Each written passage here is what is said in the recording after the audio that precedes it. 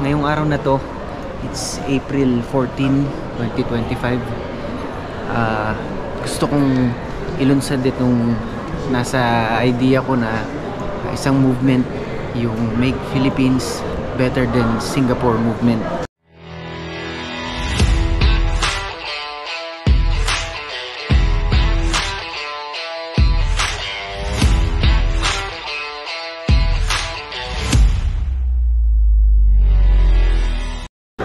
Kamusta mga tol? Ayun, na-miss ko rin kayo. At ngayon, nandito tayo sa Korea ngayon. Sa Seoul tayo at sa loob ng Starfield COEX Mall. Ito yung pinakamalaking underground shopping center dito sa Asia.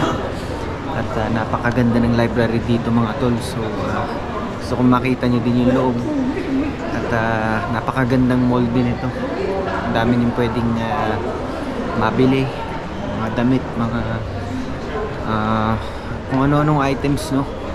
At ito yung Starfield library. Yan, nakikita niyo yung background ko. Napakataas ng mga shelf ng mga books dito, halo-halo. Lahat ng mga topics pwede niyo makita dito. Yan, mga Korean books. Pwede rin kayo mag-rent. At may coffee shop din dito sa taas, alam ko eh. Pero yan,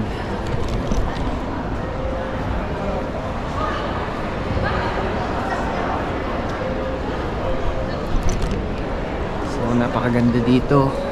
Pwede nyo tambayan yan. At ngayong araw na to, it's April 14, 2025. Gusto kong ilunsad itong nasa idea ko na isang movement, yung Make Philippines Better Than Singapore movement. Kaya ako tinawag na ganyan is dahil bilang isang simpleng mamamayan, pangarap ko na maging maunlad ulit ang bansa natin. Na totoo namang dati mas mayaman pa ang Pilipinas kaysa sa Singapore. Pero dahil nga natabunan ng mga corrupt na leaders, mga incompetent at makasarili, ginamit ang mga posisyon sa gobyerno para sa mga pansariling interes, unti-unting nalugmok ang ating bayan. Kaya ngayon, it's never too late, ika nga. Basta meron tayong initiative, ibig sabihin yung meron tayong kagustuhang kumilos agad-agad. Hindi na kailangan ipagpabukas to. Ngayon na agad, simulan na natin. Kaya yan ang sasabihin ko sa inyo. Maniniwala kayo sa akin mga tol, kasi ako sa lugar ko sa Makati, isa ako sa mga pinakabatang naging milyonaryo doon. Nakapag-invest ng mga lupain at the age of ilang taon ba ako nun? Kalimutan ko na, pero 20 something. Ayan, nakabili na ako ng first property ko. Wala tayong illegal na negosyo. Kinalaban pa nga natin nun yung mga illegal na tao, illegal na droga, corruption, panahon ni Digong. Yan ang pinaglaban ko nun. At habang nagnenegosyo, yan, umunlad tayo until dumating yung puntong ito nga, yung talagang ginipit ako ng ginipit ng isang demonyong politiko din sa Makati, na pati nga yung anak ko, yan, napalayo tuloy ako. Tuloy-tuloy pa rin ang buhay mga tol. Pero ngayon sa nangyayari sa bansa natin, I'm very concerned. At hindi ko hayaan na lalong malugmok ang ating bansa. Dahil nandun ang aking pamilya, nandun ang inyong mga pamilya, mga anak nyo, magiging apo nyo. So dapat concerned kayo. Hindi dapat magbulag-bulagan. Dahil kung hindi tayo kikilos ngayon, ito lamang ay isang social awareness. Kung hindi tayo pupuna sa ating mga paligid, kailan pa? At magiging huli na lahat pagka nag-decide tayo. Ngayon na ang tamang panahon. Katulad nung kanta ko mga tol. At mabalik sa usaping yon, yung Make Philippines Better Than Singapore movement. Hindi natin tinatarget yung mababa eh. Ika nga, mangangarap ka na lang, taas-taasan mo na. Dahil pag hindi mo man ma-meet yung goal mo, at least babagsak ka pa rin dun sa malapit dun sa goal mo. 'di ba? Tsaka walang imposible mga tol, sa tulong ng Diyos at sa tulong din nyo. Dahil alam nyo, dalawa lang naman ang ito lang naman ang formula para sa isang maunlad na bayan, lalo na sa ating bansa, no? Dalawa lang mga tol. Hindi kailangan ng pagiging intelihente para maisip to. Ako mismo, ito ang idea ko. Number one, elect great leaders. At pangalawa, kailangan ng cooperative citizens. Ibig sabihin, kailangan makikiparticipate tayo sa mga nangyayari sa paligid natin. Pag may mali, tulad dito sa South Korea, ayan, pagka may mali yung gobyerno dito, ano nangyayari? Pinupunan nila, napatalsik yung presidente dahil yung mga tao umangal. Dahil ang Korea ay isang maunlad na bansa. So ang Philippines dapat nakikialam ang mga tao pagka may mali.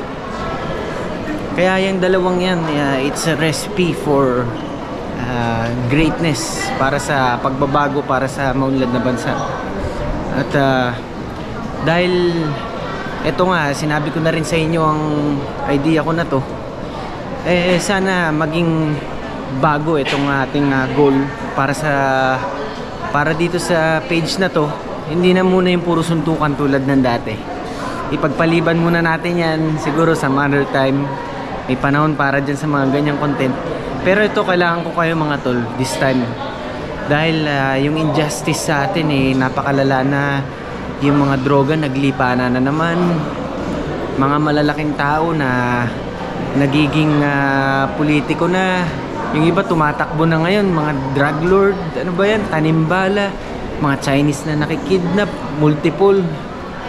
Takot na yung mga turistang bumisita ng bansa natin. Bumabagsak ang turismo pagka ganyan. Kawawa naman ng ating GDP. Ibig sabihin ng GDP yung sa income ng bansa yan So ano yan, apektado ang ekonomiya, apektado ang mga buhay nyo lahat, nating lahat. Connect the dots yan, magkakatugma yan mga tol. So sana magtulong-tulong tayo ngayon para sa isang common goal. At ito nga yung make Philippines better than Singapore. I-mindset natin yan. At araw-araw hindi natin namamalayan, magigising tayo na nagkatotoo na ang ating pangarap. Mga OFW hindi na kailangan mga ibang bansa. Sa halip sila pa pupunta ng Pilipinas. Napakagandang mangarap mga tol ng ganito, no? Basta maging ano lang kayo, aware lang kayo sa ating paligid. Ito pa, dalawang tao na kailangan natin protektahan na magiging pag-asa ng Pilipinas. Hindi natin isasama, syempre, dahil automatic na yan, si VP Sara. Pero dalawang tao besides VP is Vico Soto at si Baguio City Mayor Benjamin Magalong. Yung mga yan, sasabihin ko sa mga susunod na content kung bakit sila ang dinagdag ko sa mga makakatulong sa pag-angat ng ating bansa, no? Pero so ngayon yan, maraming salamat sa inyo. Nagbalik na naman tayo at sana masuportahan nyo ako dahil dito sa ating layunin. Hindi na to para sa akin So yun lang mga tol, maraming salamat.